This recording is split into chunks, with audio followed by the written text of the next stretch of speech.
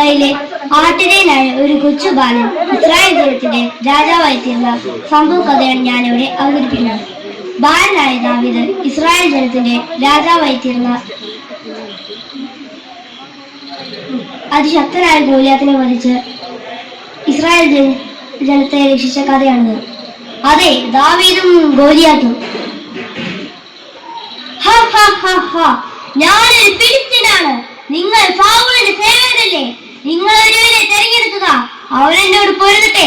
അവൻ എന്നെ കൊല്ലുകയാണെങ്കിൽ ഞങ്ങൾ നിങ്ങളോട് ദാസന്മാരാകാം. അതെല്ലാം മറിച്ചാണെങ്കിൽ നിങ്ങൾ ഇസ്രായേലിയർ ഞങ്ങളോട് ദാസന്മാരാകുമോ?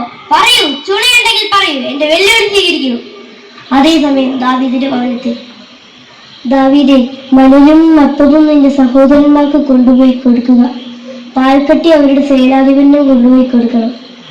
സഹോദരന്മാരുടെ ക്ഷേമം അന്വേഷിച്ച് അവരിൽ നിന്ന് അടയാളം വാങ്ങി വേണം നീ മടങ്ങി വരാൻ. ശരി പിതാവേ.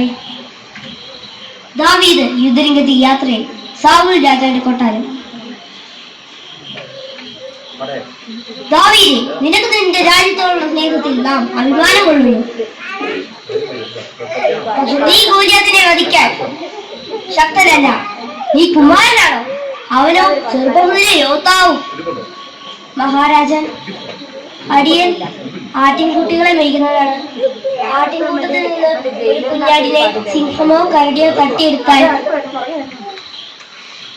അതിനെ പിന്തുടർന്ന് ആട്ടിൻകുട്ടിയെ രക്ഷിക്കും. എന്നെ എതിർത്താൽ അതിന്റെ ചെവിക്ക് പിടിച്ച് ഞാൻ അടിച്ചു കൊല്ലും.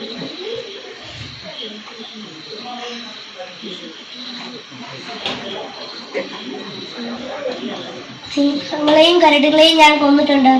സിംഹങ്ങളിൽ നിന്നും കരടികളിൽ നിന്നും എന്നെ രക്ഷിച്ച ദൈവം ആ ഫിലിസ്തീന് മുന്നിലും എനിക്ക് തുണയായിരിക്കും.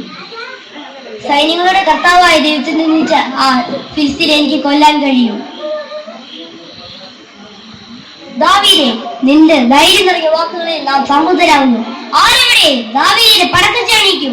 അവന് കുന്തവും കവചവും നൽകുക. മഹാരാജൻ, ഇതെല്ലാം എനിക്ക് ഭാരമായിരിക്കും. എനിക്ക് എന്റെ ഈ കവണം മാത്രം മതി. ദാവീദ് യുദ്ധരംഗത്തേക്ക് യാത്ര ചെയ്യും. വടിയും കവണയുമായി വരാൻ ഞാൻ എന്താണ്, പട്ടിയാണോ? എടാ കൊച്ചനെ, നീ എന്റെ പണി നോക്കിപ്പോ. എന്റെ ചെറു വേറൊന്നുമില്ല.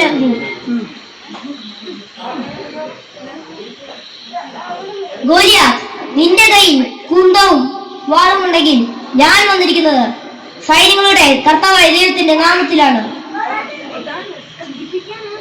സൈന്യങ്ങളുടെ കർത്താവായ ദൈവം കുന്തവും വാളും കൊണ്ടല്ല വിജയിക്കുന്നതെന്ന് ഈ ജനത്തിന് മനസ്സിലാകും. ഇസ്രായേൽ ജനത്തിന് ഒരു രാജാവുണ്ടെന്ന്, ഈ ദൈവമുണ്ടെന്ന് ഇന്ന് ഈ ജനം അറിയും.